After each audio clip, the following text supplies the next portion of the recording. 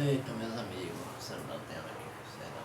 Pronto. Bem, eu vou falar agora sobre inerrância.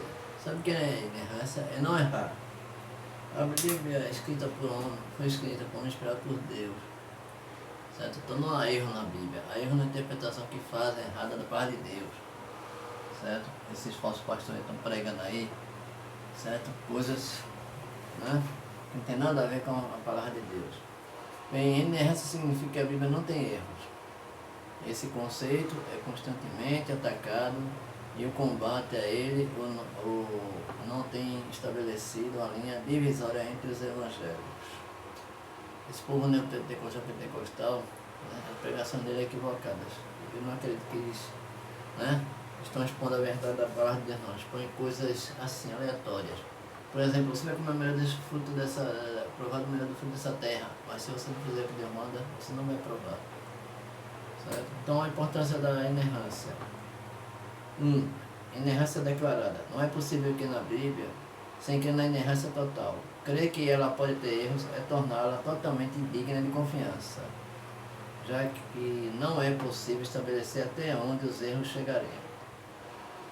Matérias como cristologia e soteriologia perderiam credibilidade por falta de certeza de que a Bíblia as expõe, né, corretamente. Não importa que tamanho sejam os, entre aspas, né, erros da Bíblia, o menor deles faz com que as doutrinas bíblicas entrem em colapso. Algumas consequências disso seriam: A. Visão liberal de seriedade do adultério. B. Visão liberal da seriedade do homossexualismo. C. Visão liberal do divórcio e do novo casamento. D. Reinterpretação, entre aspas, né, cultural, de alguns ensinos da Bíblia, entre parênteses. Exemplo: submissão da mulher, obediência civil e sexo antes do casamento. E tendência a encarar a Bíblia pela óptica da psicologia moderna. Aí tem aqui mais um item aqui, item 2. Não sei até onde vai ser aqui não, né? A. Inerrância diluída. Para muitos, brigar pela inerrância da Bíblia é fazer uma tempestade em copo de água. Esses dizem que a Bíblia não fala claramente sobre a sua inerrância. Contudo, para fazerem tal afirmação, eles teriam de demonstrar que ela também não ensina isso de modo claro. O fato de a Bíblia não falar sobre inerrância usando esse termo não quer dizer que essa verdade não seja exposta pela Bíblia. É como a doutrina da Trindade, a qual não é apoiada por um texto sequer que contém a palavra, entre aspas, né, Trindade, e nem por isso é menos verdadeira e bíblica. Do mesmo modo, Jesus nunca disse, entre aspas, eu sou Deus. Contudo, a evidência bíblica atesta a sua divindade. Esse tipo de exigência de só se crê se houver um versículo que, com todas as letras, exponha e encerre a questão, não é o meio correto de interpretação das Escrituras. Usando esse critério, seria válido dizer que o time vencedor de um torneio não é campeão porque perdeu a partida no decorrer do campeonato para a equipe que ficou em último lugar. Outro ataque contra a inerrância é dizer que ela é uma doutrina nova e que a igreja nunca se preocupou com isso no passado.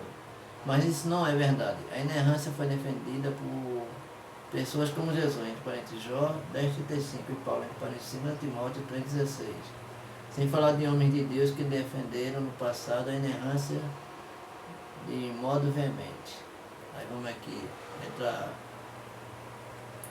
Agostinho, entre parênteses 354 a 480, afirmou, entre aspas, as consequências mais desastrosas devem seguir a crença de que existe algo falso no livro sagrado. Isso equivale a dizer que os homens, por meio dos quais as escrituras chegaram até nós, encarregados de colocá-las por escrito, registraram algo falso nesses livros. Se nesse sagrado santuário de autoridade se admitir a possibilidade de haver uma só declaração falsa, não restará uma única sentença desse livro que, parecendo a alguém difícil de praticar ou de nela crer, não possa ser explicada pela mesma regra fatal como a afirmação na qual o autor intencionalmente declarou o que não era verdade, entre parênteses, epístola. B. Tomás de Aquino, entre parênteses, 1224 a 1274, entre aspas. Nenhuma falsidade pode fundamentar o sentido literal da escritura, entre parênteses, Suma Teológica. C. Lutero, entre aspas, as escrituras jamais erraram. D. John Wesley, entre aspas, se existe qualquer erro na Bíblia, bem poderiam existir 1000 deles. Se existe uma só falsidade naquele livro, não proveio do Deus da verdade. Aí vamos aqui para a letra B. O significado da inerrância. A inerrância significa que tudo que a Bíblia ensina e apresenta é verdadeiro, podendo incluir aproximações, citações livres, linguagem figurada e narrativas diferentes do mesmo evento, desde que não se contradigam. É claro que essa forma complexa de se transmitir a verdade cria diversas, entre aspas, aparentes dificuldades sem, contudo, apresentar erro. Alguns exemplos são: a 1 Coríntios 10:8 diz que 23 mil morreram em um só dia. Em Números 25:9 afirma que foram 24 mil, sem incluir a restrição, entre aspas, em um só dia. B. Linguagem figurada como, entre aspas, nascer e, entre aspas, pôr do sol, apesar de não condizer com o que a ciência já descobriu, são expressões corretas de observação humana e linguagem corriqueira ainda hoje. C. Marcos 10, 56, 52, Lucas 18, 35, 53, conta que Jesus curou um cego em Jericó, enquanto Mateus 20, 29, 54 diz que eram 2 cegos. Na verdade, havia 2 cegos, mas Marcos e Lucas contaram a história de um deles, Bartimeu. O entendimento do tipo de linguagem usado e o propósito do autor devem ser levados em conta. Caso contrário, teremos dificuldade de conciliar textos como o de Mateus 4:4, que diz que um homem deve viver das palavras que procedem da boca de Deus, em comparação com 2 Timóteo 3:16, que diz que toda a escritura é inspirada por Deus. Não sei até onde vai isso aqui não, vou ler. C. A inerrância nos ensinos de Cristo. 1. As evidências de Mateus 4:1-11. A. Jesus disse, referência às escrituras, que um homem deveria viver de, entre aspas, toda palavra que sai da boca de Deus. Entre parênteses, verso 4, Deuteronômio 8:3. B. Quando Satanás citou Salmos 91:11-12, ele omitiu uma parte do versículo 11, que muda completamente o sentido do texto, mostrando que a ideia não era de que Deus protege de riscos desnecessários e descabidos. Jesus respondeu que fazer uso do texto desse modo era tentar a Deus, já que um homem deve viver de, entre aspas, toda palavra que procede de Deus. E C, a resposta de Jesus a Satanás foi, entre aspas, está escrito. Certo? Aí aqui agora, 2. As evidências do Antigo Testamento usadas por Cristo. Jesus reconheceu que Adão e Eva eram pessoas reais, criadas por Deus e agiram de maneiras específicas. Mateus 19:3-5, Marcos 10:6-8. B. Creio serem verdadeiros eventos envolvendo os dias de Noé. Parece Mateus 24:38-39 e Lucas 17:26-27. C. Confirmou a destruição da cidade de Sodoma e Gomorra e a história de Ló e da sua esposa. Mateus 10:15, Lucas 17:28-29. E D. Aceitou como verdadeira história de Jonas e o peixe. Mateus 12:40 e a historicidade de Isaías, Mateus 12:17, Elias, Mateus 17:11-12, Daniel, Mateus 24:15, Abel, 25:35, Zacarias, Mateus 25:35, Abiatar, Mateus 2:26, Davi, Mateus 22:45, Moisés e seus escritos, Mateus 8:4, Jó 5:46, Abraão, Isaac e Jacó, Mateus 8:11, Jó 8:39. Bem, agora vamos ver aqui mais adiante. A evidência de Mateus 5:17. O termo, entre aspas, a lei dos profetas envolvia todo o Antigo Testamento. Jesus disse que ele jamais passaria sem que se cumprisse nem mesmo um i ou um tio. Aqui tem entre parênteses ara, ou a, entre aspas, menor letra ou traço, entre parênteses NVI. Ao dizer isso, Jesus se referiu a Iod, YOD, né? A menor letra do alfabeto hebraico. Também se referiu ao que é chamado de, entre aspas, né, tio, ou entre aspas, traço, que é um pequeno sinal gráfico que diferencia letras hebraicas muito parecidas com Beit, B-E-I-T, e o Kaf, K-A-F, ou Dalet, D-A-L-E-T, e o Resh, R-S-H. Isso demonstra a confiança que Jesus tinha em cada palavra das Escrituras. 4. A evidência de Jó 10, 31 a 38. Depois de afirmar sua divindade para João 10, 30, os judeus se enfureceram e quiseram apedrejá-lo. Jesus os dissuadiu dessa ideia, citando o Salmo 82, ao qual chamou de lei. Disse que aos homens foi atribuído o termo, entre aspas, né, deuses, devido à outra posição a eles concedida. Era correto que ele usasse o mesmo termo para si, devido à unidade que tinha com o Pai. O interessante é que essa argumentação não se apoiou em livros ou capítulos da Bíblia, mas em uma palavra, Elohim, que significa, entre aspas, Deus. Isso mostra mais uma vez que Jesus cria na inspiração de cada palavra, mesmo as que estão presentes em um salmo que não é famoso nem fundamental no Antigo Testamento. Jesus, ao citá-la ainda, afirmou que a, entre aspas, né, Escritura não pode falhar. 5. A evidência de Mateus 22, 23 a 33. Jesus expôs o erro dos saduceus de crer no Pentateuco, mas não nos anjos e na ressurreição. Acusou-os de errarem por não conhecerem nem as Escrituras, nem o poder de Deus. Aí tem aqui, versículo 29. Jesus disse que a pergunta que fizeram era irrelevante, pois no céu seremos como, entre aspas, né, anjos, os quais não se casam. Em parênteses, versículo 30.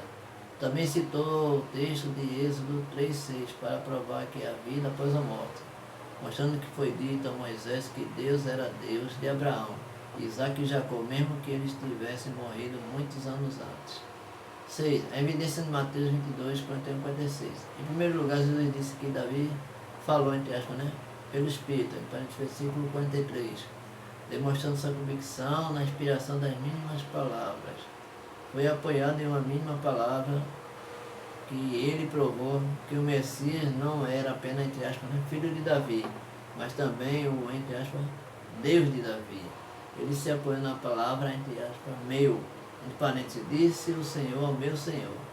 A divindade de Jesus foi apoiada nessa pequena palavra, pois Jesus tinha a convicção de cada uma delas vinha de Deus. Aí tem aqui a letra D agora, vamos ver. Passagem problemática. A Bíblia tem algumas dificuldades. Elas, na verdade, não contêm erros, mas, entre aspas, aparentes. Discrepâncias que são solucionadas quando analisadas com cuidado. Também lembramos que cremos na inspiração da mesma forma que cremos na divindade, pela fé, mesmo quando os homens tentam provar que Deus não existe. Nossa fé fica inabalada. Do mesmo modo, diante de dificuldades na Bíblia, nossa fé mantém nosso conceito sobre a inerrância, pois cremos que as Escrituras não foram dadas por Deus. Em 2 Timóteo 3,16, 2 Pedro 1,21. Aí tem aqui mais duas narrativas da criação. Enquanto Gênesis 1, 11 a 12 diz que plantas foram criadas no terceiro dia, Gênesis 2,5 dá a entender que não havia plantas antes da criação do homem, o que só ocorreu no sexto dia. Na verdade, Gênesis 2,5 não fala de todo tipo de planta, mas das que precisam ser, entre aspas, né, lavradas ou, entre aspas, cultivadas pelo homem, de modo que Gênesis 2,5 é um complemento do que foi dito em Gênesis 1, 11 a 12. Do mesmo modo foi dito em Gênesis 1,27 que Deus criou, entre aspas, né, homem e mulher, cujos eventos depois foram detalhados no relato de Gênesis 2, 18 e 23. Aí aqui vai falar agora da esposa de Caim. A pergunta é, se só existia a família de Adão, onde Caim encontrou sua esposa? Pergunta, né? A resposta está no texto de Gênesis 5,4. Diz que Adão gerou filhos e filhas. A esposa de Caim, assim como a de Sete, foi uma das suas irmãs. Tal casamento não gerou nenhum tipo de anomalia, entre parênteses. como é arriscado acontecer hoje, porque os genes defeituosos que produzem esse tipo de mal não estavam presentes na criação de Deus. Antes de ficarmos chocados com isso, devemos lembrar que esse tipo de casamento voltou a acontecer depois do dilúvio entre os netos de Noé, quando o casamento de parentesco mais distante possível era entre primos. O próprio Abraão se casou com sua, entre aspas, minha irmã, de parentes Gênesis 20:12. São mais dentro de Deus proibir esse tipo de relação, de parentes Levíticos 18:6.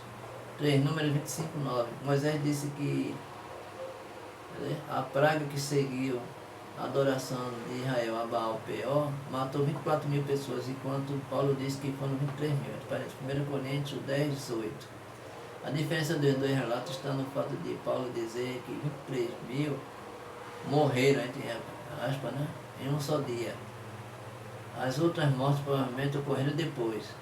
Outra possibilidade que não afeta a inerrância seria o arredondamento por parte dos dois autores, assim como nós fazemos nos referimos a uma viagem de 1.500 km, quando, na verdade, a distância correta era de 1.523 km. 4. Quem fez Davi contar os israelitas? Disponível em 2 Samuel 24:1, 1 Coríntios 21:1. Essa é uma pergunta que vai ser respondida agora. Um texto diz que foi Deus e outro diz que foi Satanás. Na verdade, Deus soberanamente usou Satanás para cumprir seu plano do mesmo modo que o fez para manter a humildade de Paulo por intermédio do, entre aspas, espinho na carne, o qual Paulo chamou de, entre aspas, mensageiro de Satanás, em 2 Coríntios 12:7. Aí tem o 25 aqui agora. Quem matou Golias, entre parênteses, 2 Samuel 21:19, 1 Samuel 17:50. Quem matou Golias foi Davi ou é Elanã? A pergunta que está aqui, né? Nesse caso, o problema é de cópia. Comparando com 1 Coríntios 25, percebemos que o copista errou ao copiar 2 Samuel 21:19, cuja provável mensagem seria, entre aspas, e Elanã, filho de Jair, entre parênteses, o Jaré, Tecelão, Felio, Alami, irmão de Golias. 6. Certos números apresentados em 2 Samuel 24 e 1 Crônicas 21. O texto de 2 Samuel 24:9 registra 800.000 em Israel e 500.000 em Judá, enquanto 1 Coríntios 21:5 apresenta 1,1 milhão em Israel e 470.000 em Judá. No registro de 2 Samuel 24, o número não inclui o exército permanente de 238.000. Em 1 Coríntios 27, 1-15, nem os 12.000 especificamente destacados para Jerusalém, para 2 Coríntios 1,14, que somados aos 800.000 dá exato 1,1 milhão. Já os 470.000 de 1 Coríntios 21 não inclui os 30.000 do exército permanente de Judá, para 2 Samuel 6:1. B. O de castigo pela contagem é de 7 anos em 2 Samuel 24 e de 3 anos em 1 Coríntios 21:12. Esse é mais um erro de cópia. Isso se deve à semelhança entre as letras hebraicas usadas para grafar os números 3 e 7. O correto é que eram 3 anos e, por causa disso, a versão NVI traduz 1 Coríntios 21 desse modo.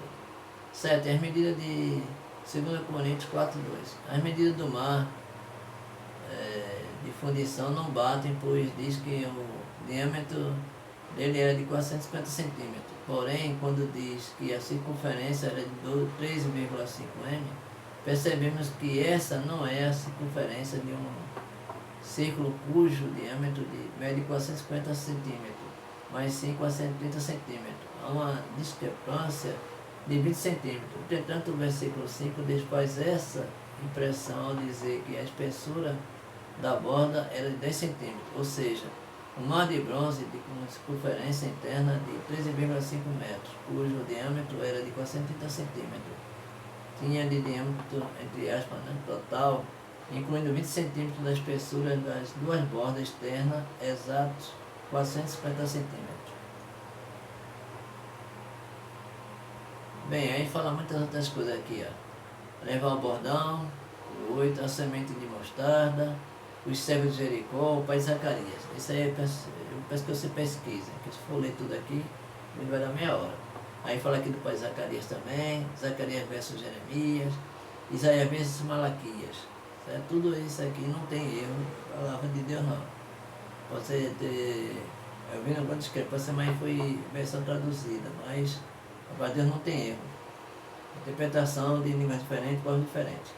Aí fala aqui, Abiatar versus Aimeleque, a morte de Judas, problemas em Atos 7 e por aí afora. Então tudo está explicando aqui, a palavra de Deus não tem erro, certo? Então a palavra de Deus não é falível, é infalível, é inerrante. Agora o povo sai pregando coisas, né? Texto da palavra de Deus, coisa que Jesus não falou. Certo? O povo erra por mentir. Aqui fala que eu estou em perseguição. Que essa perseguição não. O povo só quer escolher as coisas boas da Bíblia. Deus abençoa o povo de Deus. Não é abençoar o povo dele. Só que aquele povo pensa no deserto, se construiu aquela na terra prometida. Por quê? O povo é errante. O povo veio a pregação que os profetas de Deus pregavam, mas não levava em consideração. O povo havia pecando. Então quando o povo dizendo, mas está errado isso aqui, quer questionar a palavra de Deus, ninguém pode questionar a palavra de Deus não, certo? Então a palavra de Deus ainda é infalível, ainda é errante, mas tem gente pegando a palavra de Deus de modo distorcido, prometendo coisa que não está escrita na palavra de Deus, que Deus não colocou para o servo dele escrever a palavra dele não. Pessoas que Deus mandou escrever a Bíblia foram pessoas inspiradas por Deus. Homens temente a Deus. O povo hoje faz apologia de tudo que tem na Bíblia. Aqui tem igreja de profecia. Não tem novas profecias. Certo? Todas as profecias estão na Bíblia fechada. Não tem mais novas profecias. Aí igreja de profecia. Certo? Então é isso. Tem muitas coisas erradas que estão pregando aí. Coisa que não está na Bíblia. Estão mentindo. Estão dizendo que estão na Bíblia. Estão acrescentando coisas para a palavra de Deus. A palavra de Deus não tem erro. Tem erro o povo que está no mundo fazendo o que não deve. É povo falho e moral. Vem ficando por aqui, certo? Desculpa se eu me excedi um pouco aqui. Ficou um negócio meio assim, né? Mas eu estava inspirado. Porque já faz 2 semanas que estamos falando sobre revelações. E hoje falando também sobre inerrância da Bíblia. Para fechar, né? Sobre as revelações da palavra da vontade de Deus, a palavra de Deus. Certo? Quem tiver alguma dúvida, pesquise. Inerrância da Bíblia. Ficando por aqui, o vídeo ficou longo, né? Mas eu precisava fazer esse vídeo. Boa noite, Deus abençoe todos nós.